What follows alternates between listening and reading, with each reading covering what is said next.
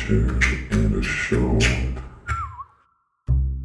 Hello, welcome to Feature and a Short. This is Justin Joseph Hall, owner of Fourwind Films. And if people don't know, I'm also a colorist. This podcast is about the difference between working on a feature and a short as a colorist. This is going to be pretty technical again. This is the third test in our series through COVID isolation. We're still not doing public events. So number one, the first thing that you're always going to have to do is budgeting your time and telling people how much it costs. Now, no matter what your day rate is, we're not going to talk about day rates, but I think it's important to know how long it's going to take to color a short versus a feature film. The biggest difference is you need to know if you're onlining the material. Where are you taking the handoff point from the editor if you're not editing the film? Is somebody going to set it up in Resolve or wherever you're coloring it? Or do you have to reconnect everything and make sure that it's in the program that you're going to? Or are you going to have an assistant editor who knows how to do those things? Also, in the final deliverables, are you the final online editor? A lot of times nowadays, most colorists are the final online editor, and you might have an export by somebody else. But for the most part, you're doing the round tripping. You're making sure that there is a video file that is ready to be exported with the high quality color correction footage through the whole timeline. And so if you are doing that, you have to be responsible for the renders and exports. If they have an assistant editor or some other technician, an online editor that is doing that, then you don't include that in your time. But these are things that you should talk about with whoever you're working for. This is a much bigger thing with feature films because it takes a long time to double check, triple check, quality control of your exports.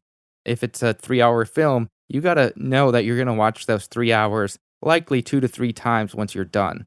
How many days is that going to take you? There's always errors in onlining and often in exports, especially when you're doing like 4K exports or exports with alpha channels and non-alpha channels and all of these things. The most recent thing that I bid out was something with a lot of special effects, animation mixed with real live action video. And so that takes a different skill set and a different planning in order to check the exports in the end.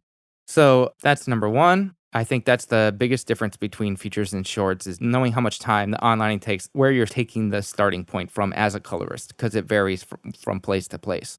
So usually that's just one long string out file. I think that's the most common delivery. I like doing round tripping, making sure that we have clips with handles so that they can use those 2-second handles to cut trailers and stuff. But that takes more time to do. So you have to be confident in doing that workflow. And it's not part of coloring. It's, more technical exports. So the other thing that when you're looking at stuff, you have to look at how many looks and setups you have to create. Like one of the biggest things is, does the footage match? Did you have a good DP shooting this? Because otherwise you're just going to spend a lot of time balancing, especially when you have 2 cameras that were similar or put in different color spaces or different color temperatures. That takes a lot more time to just match it than having a good cinematographer. And you should tell the people once you get the project, like why it takes more time if the shots aren't matching. Yes, you can make them match. However, it's not going to look as good in the end. And paying for a better cinematographer will save you money once you come to the colorist, okay? Lay out your revision rules. You have to say, like, I expect to bring this in. I'm going to match these. I'm going to do a day or 2 of creating a look and, 3 days to do the actual color. And it's going to take me 2 days to bring it out, and it's going to be a week. Okay, so if they do not online everything, they say they're going to online everything and it doesn't come in, you have to say, I'm going to have to charge extra time for the time that I have to bring it online. And like I said, this is way more important for feature films just because it's a longer process and there can be more mess ups. And you should say that before you start working on any of this stuff, because you likely as a colorist are earning a lot more money than an assistant editor or even an editor because of the equipment involved with what you're doing. So before you start doing anything, you should always communicate, especially when there's a limited budget for something. And shorts are even tighter budgets. I would say there's less leeway. You should also ask about exports. Are you exporting in 4K or UHD? Are you exporting to Apple ProRes? I mean, the 2 codecs that I usually do are Apple ProRes 4x4, and I try to do the maximum bit rate, at least 10-bit, or TNX HD, like 220x, or TNX HR if you're doing 4K footage. You always want to do maximum quality. I mean, what you're creating is the archive of the film, and that's your job as a colorist. I recommend doing an upsell as a colorist. A lot of people shoot in 4K and they do an export for HD because it's for television. Now, it usually only takes about 1 to 2 extra days to export even a full feature film for a higher resolution. Because what you can always do is do the higher resolution and then down-res the higher resolution to HD. But that way you have both versions.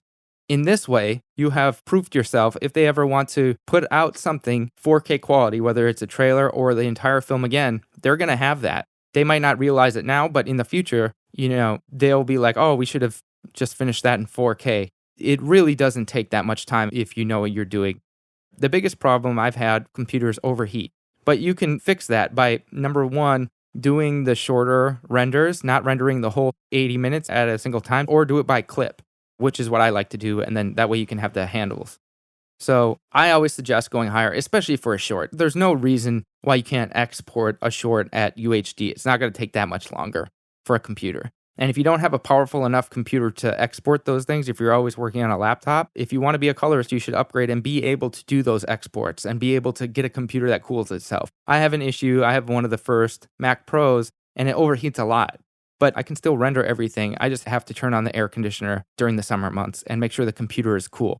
And there's a program called iStat that you can put on your computer that monitors the level of temperature. I mean, I have it mine in Celsius, so I think it can get up to about 63 to 65 before it slows down. That's in Celsius. That's that. Once you figure all that out, the budgeting and everything, and what your exports are going to be, you want to know which program you can use. So I started out using Apple's Color. That was what Oh Brother Where Art Thou was colored on. It worked great, but now it's obsolete. It was part of the Final Cut Pro 7 program suite. There's another one that we finish on in Axios. It's called Nucoda. That one is great. You can get some amazing images, and it seems to be very great to work with. Premiere, it used to be Speed Grade. I think they did Gone Girl on Speed Grade. So again, all of these programs can be used for a professional movie. They're all great. The industry standard, though, which I think most films are colored on, is DaVinci Resolve.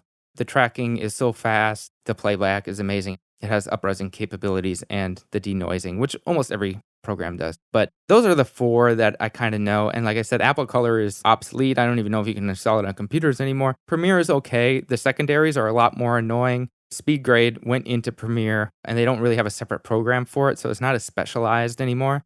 So if I need to do something quick, I did Akini and Avon for my friend Beth Chatelaine. I did that in Premiere because it was one shot, and the budget didn't call for doing a lot of secondaries or tracking or anything like that. So it was just a primary, and it's got good basic color correction stuff. So I use that for really quick turnaround, maybe commercial stuff. For setting an overall look for the project, I think the first thing you have to do is think about your color space.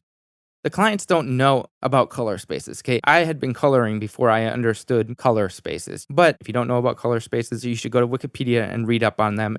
So 709 is the broadcast standard for HD, and it's the safest short-term solution that a lot of people will still color in. However, if you color in that space, you're missing a lot of colors that are available with TVs nowadays.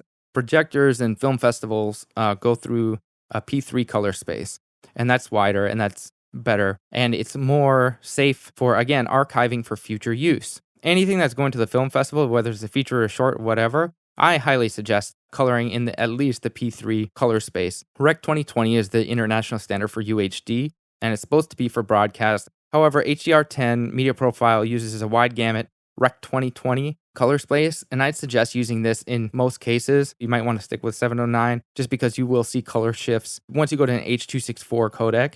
If you're a consumer, you're not going to notice that much as long as you focus on the skin tones. Skin tones are the most important thing.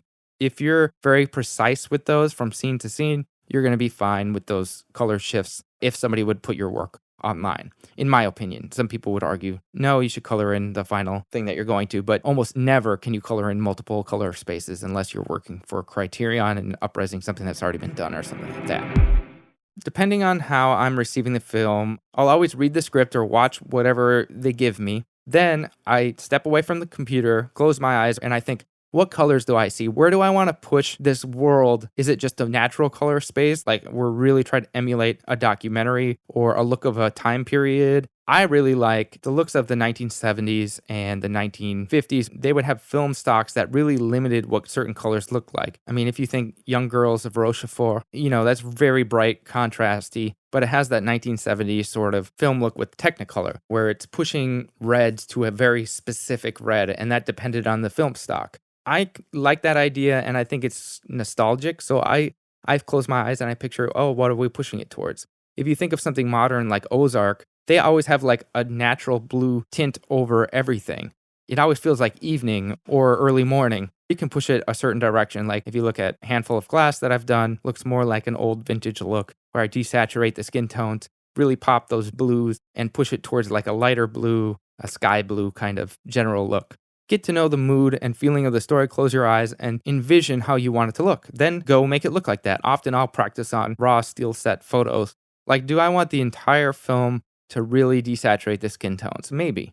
Maybe it's just a certain scene. Maybe it's just these combinations of scenes. Maybe I really always want to have this really deep black, so then I'll take a curve and put down all of the blacks so that there is a really deep, dark black, almost like a crushed black kind of thing. I don't like to actually crush blacks or blow out any whites, but you might want to do that too. In Prologue, we start out with a look that is very late at night or very early in the morning, and my luminance only goes up to about 50%.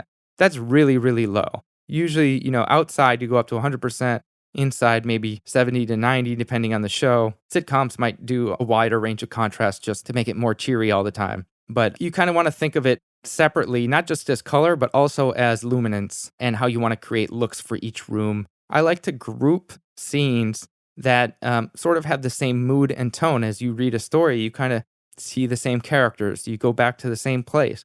You go back to the same place with a different mood or different characters there, different time of the day. So you want to think about how you can group those scenes in your mind and maybe create looks for those kinds of scenes. Okay, so after you group those scenes in your head, what I would do is create a node or node tree to apply to the entire timeline in Resolve. I'm going to be talking mostly about Resolve because that's my favorite program to use in. When I create a look for a room, I will lock a node, then I'll copy the thumbnail for that specific clip that I made the look for. I always like to have the denoising clip. Then I have a primary node and balance the entire timeline. And then I'll start going to secondaries, which are not locked nodes, and then a final output for the final rebalancing and look for the scene. So I usually will balance all the blacks, balance all the whites, put the skin tones near the skin tone line. And, for outside, I go 0 to 100 for luminance, and for inside, I go somewhere from around 0 to 80 for normal scenes. Me or an assistant will go through the timeline and do all of these. Then I would apply the node tree for each scene. On a short, I'll do 1 day to online, half a day to do exports. And for a feature, I would do 3 days to online and 2 days for an export and to check it. Something like that. Just to be safe, you should always give yourself leeway time on both of those categories. 1 day every 10 minutes. But a lot of times they want to do it fast, especially with documentaries.